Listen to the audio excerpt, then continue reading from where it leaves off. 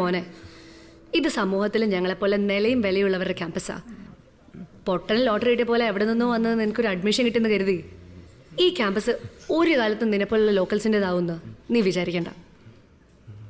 അർച്ചന, തർക്കത്തിന് ഞാനില്ല.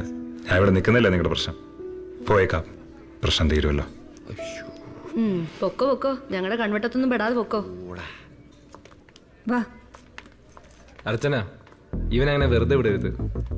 അതിനെക്കുറിച്ച് ആലോചിച്ച് നിങ്ങൾ ആരും ടെൻഷൻ അടിക്കണ്ട. അവന് കൊടുക്കാനുള്ള ഒരു മുട്ടൻ പണി എന്റെ കയ്യിലുണ്ട്. മുഷിഞ്ഞ വസ്ത്രങ്ങളും ധരിച്ച് ബാഗും തൂക്കി നടന്നു പോകുന്ന ശ്രാവണിനെ ക്യാൻറ്റീൻ ഡോറിന് മുമ്പിൽ നിന്ന് രേഷ്മയും അമൃതയും നോക്കുന്നുണ്ടായിരുന്നു. തങ്ങൾക്കൊന്നും ചെയ്യാൻ സാധിച്ചില്ലല്ലോ എന്ന കുറ്റബോധം രേഷ്മയുടെയും അമൃതയുടെയും മുഖത്തുണ്ടായിരുന്നു. ഈ അവഗണന ശ്രാവണിന് പുതിയതല്ല.